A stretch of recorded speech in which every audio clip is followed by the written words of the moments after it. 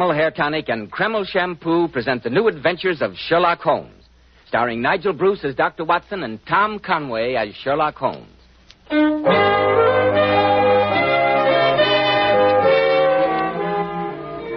now for that pleasant moment when we pay our weekly visit to Sherlock Holmes' celebrated friend, the eminent Dr. John H. Watson. Good evening, Mr. Bell. Come in and sit down. I thought you might have forgotten your date, Dr. Watson, when I saw that your door was closed. Not at all, my dear fellow. Rather the opposite. I'm afraid I neglected to keep an eye on the time. I was so deeply engrossed in searching through my files. With satisfactory results, I trust? Well, I hope you will find them so. You may remember after I told you the story of the lion's mane the week before last, that you asked if Holmes had any other adventures in his beekeeping days. I do indeed, Dr. Watson. Well, I've been running through my notes concerning the remarkable affair of the pointless robbery. And I think you will find it thrilling enough to keep you on the edge of your chair. I'm sure we all will, Dr. Watson. But first, men, I'm sure you'll be interested to hear why Kreml Hair Tonic is preferred among America's most prosperous and successful men. Kreml keeps hair handsomely groomed from morning until night, just the way you combed it in the morning. Kreml contains a special combination of hair grooming ingredients which is found in no other hair tonic. This wonderful, natural-looking hairdressing has just enough light oil to keep hair perfectly groomed with an attractive, healthy-looking luster. Yet Kreml never leaves the hair looking or feeling greasy or sticky. Kreml always looks and feels so clean on both hair and scalp. Be sure to try it, men. Kreml, Kreml Hair Tonic. And now, Dr. Watson, what's the story of the pointless robbery? Well, it all began, Mr. Bell, on a delightful summer morning in August 1913. I was spending the first day of a week's holiday visiting Holmes at the small farm on the South Downs to which he'd retired and where he was devoting himself to nothing more serious than the raising of bees. I must say, Holmes, that the quality of breakfast here convinces me that I've discovered the real reason for your devotion to rustic life. A very sound deduction, Watson. And there's much to be said for the peaceful atmosphere of the countryside after the noisy hubbub of London. A peace which I fear may be only too transient, Watson. I suggest that you omit reading the morning paper during your stay. Oh, that talk of war in Europe, you mean? Nonsense, Holmes. In this year of our Lord, 1913, no civilized nation would dream of resorting to the outmoded fallacies of armed force. I trust you're right, Watson. I trust you're right. But, I say, Holmes, you've got a visitor. Somebody's coming up the path. It's Mr. Kenmore, the rector of our local church. Another donation is indicated, no doubt. It would take the national budget to keep the church's ancient organ in good repair. Be a good fellow, Watson, and open the door while I refill the teapot. That you are, Holmes. Good morning, Mr. Holmes. Good morning, Mr. Kenmore. This is my good friend, Dr. Watson. How do you do, sir? A cup of tea? No, thank you. No tea. And I must apologize for this unwarranted intrusion at such an early hour. Some pressing matter in connection with the church? No, Mr. Holmes. The cause of my visit is a most mysterious and disturbing occurrence which took place at my residence last night. Oh, really? I suppose you give me the facts. No doubt it will seem a minor matter to you, but I feel considerable agitation over it. Briefly, at some time last night, the rectory was broken into by thieves who ransacked the entire house, with the exception of the rooms in which my daughter Alice and I were sleeping. Gracious me. And what was stolen? Nothing. Nothing whatever. Was the thief frightened off? No, Mr. Holmes. We knew nothing of it until Alice came downstairs this morning to prepare my breakfast. She found the house in a state of the utmost confusion, obvious signs of forcible entry, and not a single thing missing. Odd. Very odd. I hesitate to ask you, Mr. Holmes, to concern yourself with such a trifle, but you know our worthy constable, Tom Wilson. Yes, an excellent man when it comes to unlighted bicycle lamps, but beyond that... come, Watson, let's accompany Mr. Kenmore to the rectory and see what we can discover.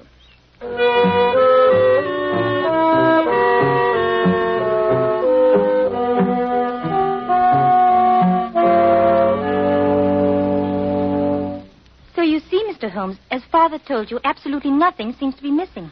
Not that the possessions of a country rector are of such great value. Nevertheless, that silver service on the sideboard would undoubtedly attract any thief's eye. A family inheritance, Mr. Holmes. One of my few valuables. I see that you've got quite a large library, Mr. Kenmore. Any books of great value there? Not at all, Dr. Watson. Sound suggestion, though, Watson. Oh, This French window, which gives onto the garden, seems to be where the thief made his entry. Quite.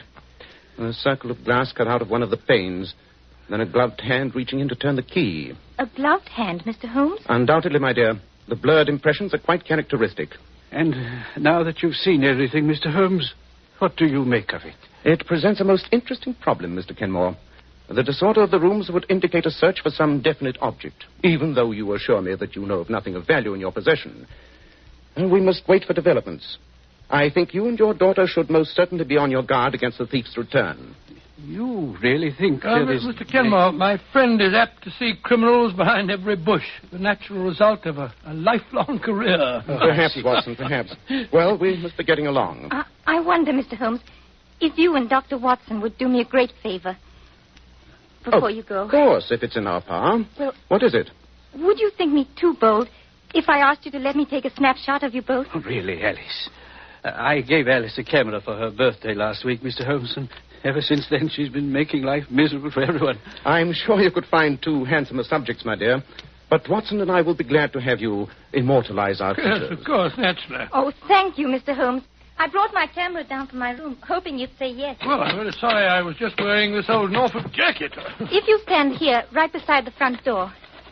Just a moment. The wind's blowing my hair about a bit. There we are. All right. Just look this way. Fine. Thank you so much. I hope you'll spare me a print or two if they turn out, my dear. I'll be very glad to. As a matter of fact, that was the last picture in the roll. Now I can take it down to the village and have Mr. Dilworthy, the chemist, develop it for me. I say, we're passing by the chemist's shop. Can't I drop it off for you? Thank you very much, Mr. Watson. That's very kind. Here it is. And thank you again, Mr. Holmes, for your kindness in troubling yourself with my problem. Not at all. And remember, Mr. Kenmore, be on your guard against a return visit.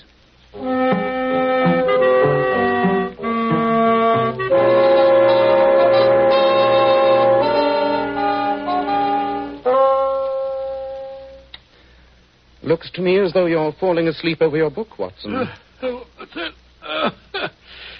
Well, I must admit, Holmes, that the combination of country air and that excellent dinner had a very soporific effect on me. Oh, don't apologize. We country dwellers keep early hours. Certainly different from the old days in Baker Street. I'm surprised that you don't miss the excitement of the chase, Holmes. Professor Moriarty was the spice who kept the daily routine from becoming monotonous. But apparently he, too, seems to be in retirement. Oh, have you any news of him, Holmes?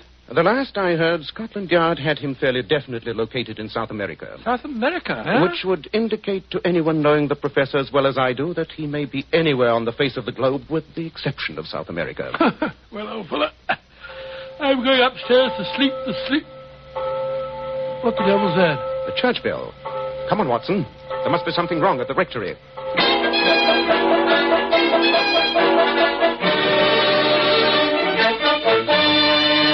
And I thought the quickest way of raising the alarm, Mr. Holmes, was to sound the church bell. Very wise. Tell me, Mr. Kenmore, what was the first thing you heard? A sharp cry from my daughter awakened me, followed by a thud. I rushed into her room and found her. Well, she'll be all right, don't you worry, Mr. Kenmore. I've had to take several stitches, but she'll have a slight concussion for the next few days. But there's no cause for alarm. Oh, thank heaven, Doctor. When I rushed in and saw her lying on the floor... Her assailant had fled by the time you entered? The open window showed only too clearly the miscreant's path. Well, you keep her in bed for a few days, give her a light diet, and she'll be right as rain.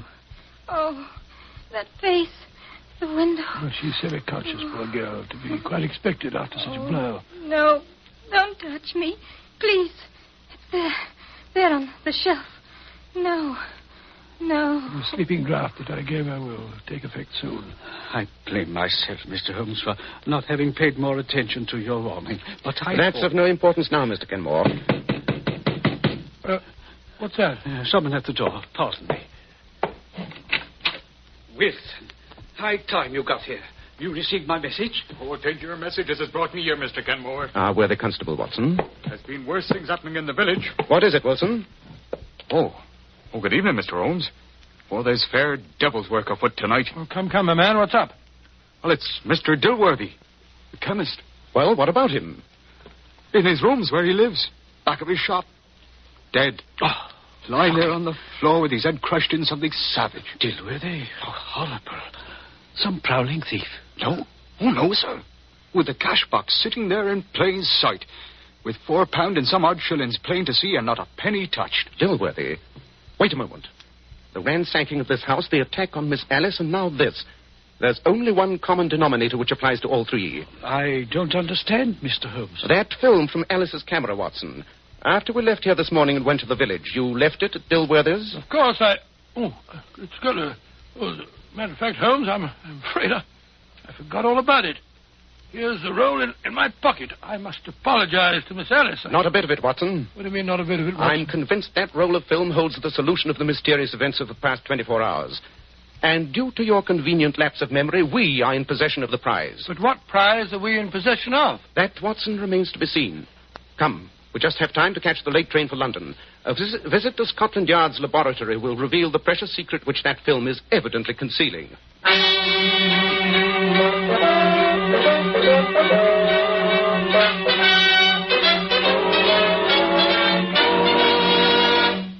In just a moment, we'll find out what that precious secret is. Men, when you buy a hair tonic, why not buy one that does lots more than just keep hair looking handsome? Why not get your money's worth and buy Kreml hair tonic? No other hair tonic keeps the hair more neatly groomed and attractive looking. In addition, Kreml is simply great to lubricate a dry scalp. At the same time, it removes itchy, loose dandruff and leaves the scalp feeling so clean, refreshed, and alive. No wonder Kreml is preferred among America's most successful men. Buy a bottle of Kreml at any drug counter. Ask for an application at your barber shop. Use this highly specialized hair tonic daily for better groomed hair, a more hygienic scalp. Kreml. Kreml hair tonic. And now, Dr. Watson, what did you discover on that precious roll of film which had already caused the death of one person and a murderous assault upon another? Well, as soon as we reached Scotland Yard's laboratory, Holmes wasted no time in getting permission to develop the photographs. Just hand me that second tray, will you, Watson? The one this side of the red lamp. There you are. There. That does it. Look, Watson. The images are starting to appear. Oh, I'll take your word for it. That red lamp gives about as much light as a glowworm. Sorry, but that's all we can use until we finish the development. Look, Watson. They're coming much more strongly now. Yes, I see. That seems to be a picture of the rector. Doesn't look to me as though that were worth committing murder for. There are 12 pictures on the roll, Watson. This next one seems to be a somewhat out-of-focus picture of the directory. That third one, sharper. Evidently a croquet match. You're quite sure that we haven't gone tearing off on a wild goose chase, Holmes? Impossible, Watson. All the evidence indicates that this film must have been the objective. Ah, now that looks more interesting. Two girls on the beach in bathing suits. I say, Holmes. What? That girl on the left's got a fine figure, eh? Undoubtedly. But the composition is not improved by those other people in the middle background. I think that... Watson, hand me that lens. The large magnifier there. I thought you were displaying a cavalier lack of interest in such a shapely young lady. Well, I trust it's repaying your intense study. Look, Watson. Look here. Examine it closely through the lens. Well, a daring bathing suit, I must say. Has no sleeves. Not the girl, you idiot. What? The girl? The two men in the background. Oh. Take a good look at that one on the right. Oh, there's certainly something familiar about him. Holmes, it can't be. But it is, Watson. Beyond any shadow of doubt. Professor Moriarty himself. And no nearer to South America than the beaches of England. But I don't see why Moriarty should have been so anxious to secure this film. After all, Holmes, there's nothing particularly damning in a photograph of two men seated on a beach. When one of them is the world's most notorious criminal, and when he's quite ready to commit murder to regain the film. Watson, ask the inspector to call us a car. Where are we going?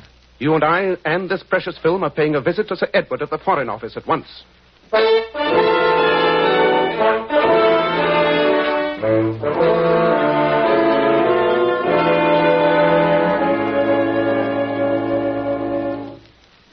Your deduction was absolutely sound, Holmes. You recognize Moriarty's companion, then, Sir Edward? Beyond any question. He goes by many names, but our files would indicate that the real one is von Schäling, probably the cleverest among the senior members of the Imperial German Secret Service. Good heavens, a spy.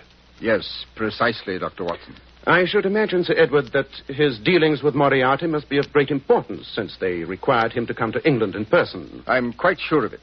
But the peaceful surroundings of the South Downs and the quiet beaches, what would a spy be doing there? With Portsmouth, England's greatest naval base only a few miles away, and the present situation in Europe, Professor Moriarty does not concern himself with trifles. Under the circumstances, I have no hesitation in telling you two gentlemen that the first trials of our new battle cruisers have been taking place off Portsmouth these last few days. Great Scott. Yes, Doctor, in what we thought was the utmost secrecy. There's still a ray of hope, Sir Edward. Moriarty would not have gone to such lengths to suppress this photograph had his transactions with von Schäling been completed. Do you mean, Holmes, that there may still be time to forestall him? Dr. Watson and I will do whatever is in our power, Sir Edward.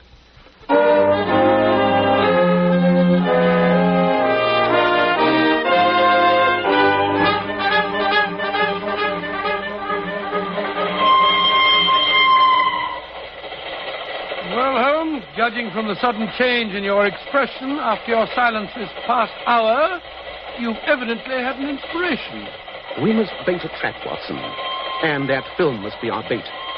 Professor Moriarty must be in a fury at his bungling subordinates, who have twice failed to recover it.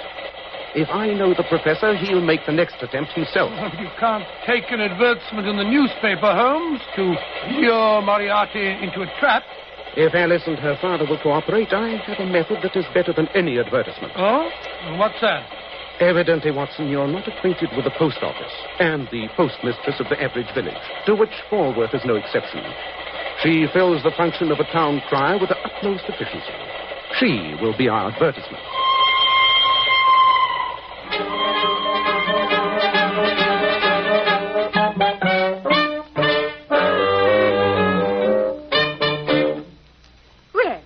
Good morning, Mr. Kenmore. And how are you this fine morning? And how is poor Miss Alice coming along? Very well indeed, thank you, Mrs. Roberts. Ah, that's a blessing. And what can I do for you today? A shilling's worth of penny stamps, please. I do hope the young lady will be up and about again soon. We miss her cheery face. You know, Mrs. Roberts, there was an odd thing about that robbery at the rectory. What was that? All the intruder took was Alice's camera. Fancy that. After he struck her down. Not a very valuable bit of loot. No, indeed. Alice is glad she happened to remove the film that very afternoon. It's still on the library desk. Is it really now? I must remember to have it developed. Well, it's a mercy that nothing worse happened. Oh, I almost forgot. Here's your stamps, Mr. Kenmore.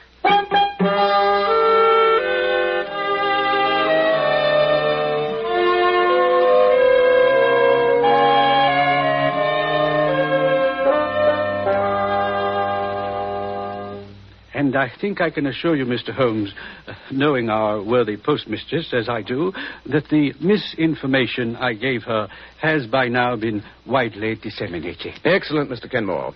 And I appreciate what you and Alice have been willing to risk on behalf of your country.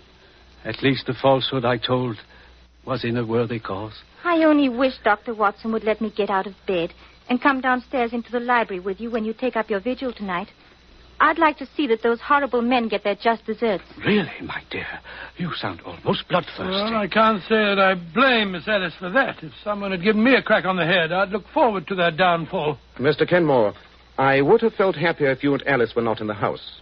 But with my knowledge of Moriarty, I fear that he may have the place under observation, and the departure of you and your daughter might make him suspicious. Is that why you and Dr. Watson are wearing those filthy farmer's clothes, Mr. Holmes? Precisely, my dear. 8 o'clock. Time we were beginning our vigil. Mr. Kenmore, you will remain on guard with Alice here in her room. No matter what happens in the library, this is your post of duty. Very well, Mr. Holmes. You have your service revolver, Watson? Certainly. Come then. We must be concealed and in readiness for our visitor at whatever hour he may arrive.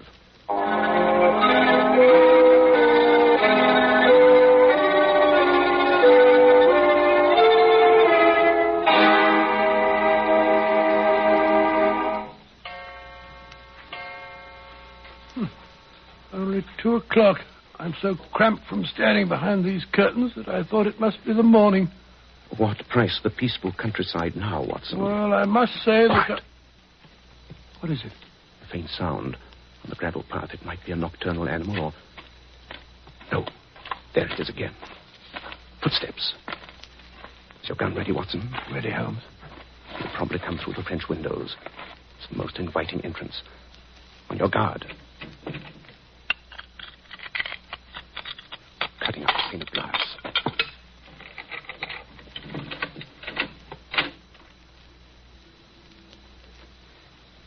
Don't move. We've got you covered. The light switch, Watson, with your left hand. There. Well, Professor Moriarty, we meet again. If it isn't Mr. Sherlock Holmes and Dr. Watson. Keep that gun on him, Watson, while I see if he's carrying a weapon. And render myself liable to a long prison sentence. My dear Holmes, your retirement to pastoral pursuits must have impaired your reasoning powers. It's all right, Watson. He's unarmed. You can lower your hands now, Professor. But I'd strongly advise against making any sudden move. I wish he would, the dirty traitor. I'm inclined to agree with your sentiments, Watson.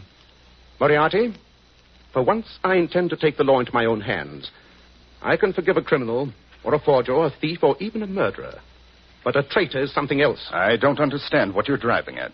Certain backward Balkan countries, Moriarty, have an extremely convenient system of disposing of unwanted prisoners.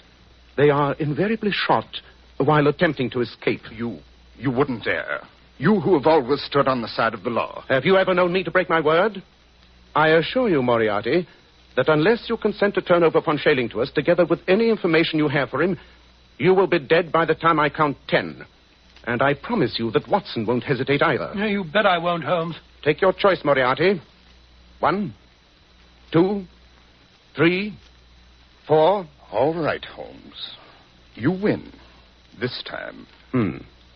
A wise decision. Where were you to meet von Schailing? And what were you to deliver to him? At midnight tomorrow, on a beach 6 miles south of here. He has a rendezvous there with a submarine that is to take him back to Germany. And the figures on the new cruisers are hidden at my lodgings in Portsmouth. We'll keep that appointment with von Schailing tomorrow night. And to make sure that you have no chance for further treachery, you'll remain with us until he's in our hands.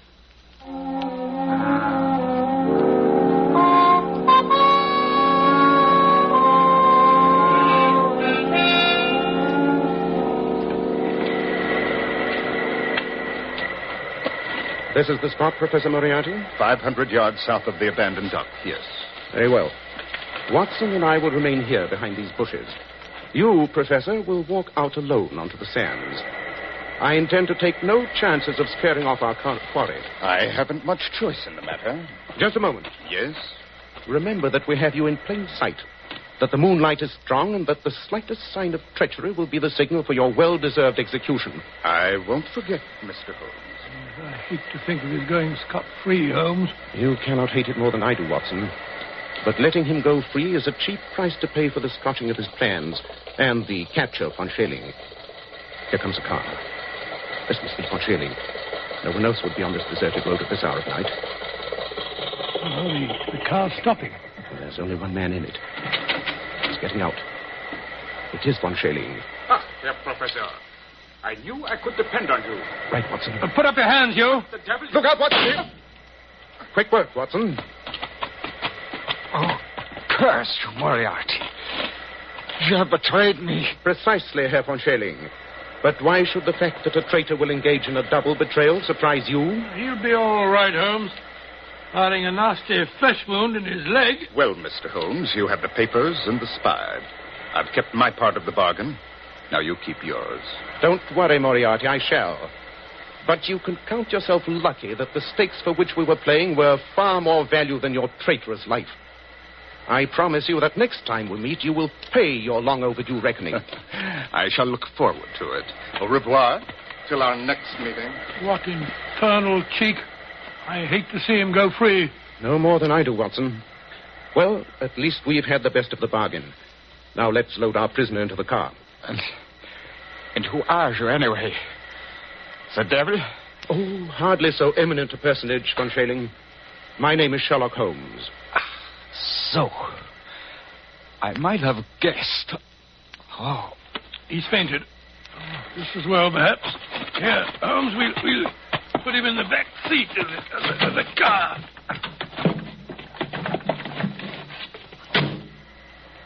Well, you've got the spy, and that finishes that. I wonder. There's an east wind coming, Watson. East wind? Oh, I don't think so, Holmes. It's particularly warm. Good old Watson. You're the one fixed point in a changing age. There's an east wind coming all the same. Such a wind as never blew on England yet. It will be cold and bitter, and a good many of us may wither before its blast. But it's God's own wind nonetheless, and a cleaner, better, stronger land will lie in the sunshine when the storm has cleared. Start the car up, Watson. It's time we were on our way.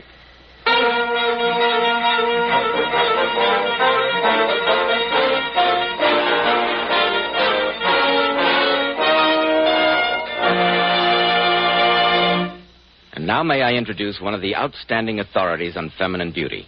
He is John Robert Powers, who has received hundreds of thousands of requests from girls all over the country, girls wishing to join his exclusive Powers Girls. And now, especially transcribed, Mr. John Robert Powers. Good evening, friends. I'm very happy tonight to bring along one of my very attractive Powers girls, Miss Pat Fordyce. And maybe we can coax Pat to tell us what she considers one of the most important requirements of a Powers girl. How about it, Pat? Well, I think one of the most important requisites is lovely, shining, bright hair. Hair that reflects natural, glossy luster and highlights. I certainly agree, Pat. And I heartily agree with you about using Kreml shampoo. Yes, Pat, I advise all my Powers girls to use Kreml shampoo. In my opinion, no other shampoo leaves the hair more radiant with such natural gloss and highlights. Why, I've interviewed hundreds of girls with beautiful faces, but with such dull, lifeless-looking hair. Then after using Kreml shampoo, what a difference. Their hair emerges a vision of shining beauty. I love its rich, velvety oil base, too. A very good point, Pat, because this oil base actually helps hair from becoming dry or brittle. Kreml shampoo also whips up a wonderful, luxurious, active foam, even in the hardest water. Yes, Pat, to glamour bathe the hair, you simply can't beat Kreml shampoo. And I sincerely recommend it to every girl who is discouraged about the way her hair looks. To every girl who wants her hair to look its shining best. Thank you, Mr. Powers, and also your very, very beautiful Powers girls, Miss Pat Fordyce. And now, Dr. Watson, what about next week? Well, now, let me see. Next week, I think I shall tell you a weird story about the strange experience of Mr. John Scott Eccles, wherein Holmes solves the murder of a certain Aloysius, or as you say, Aloysius, Garcia, and finds a kitchen full of voodoo fetishes. I call the story The Adventure of Wisteria Lodge.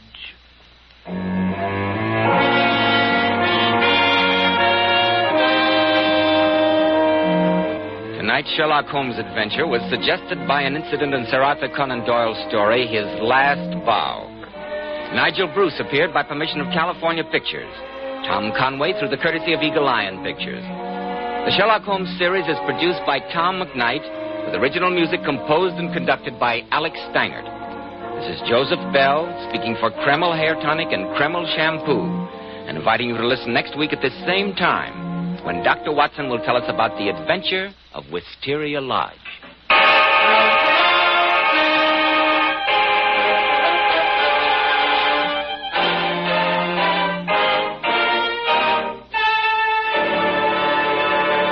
This is ABC, the American Broadcasting Company.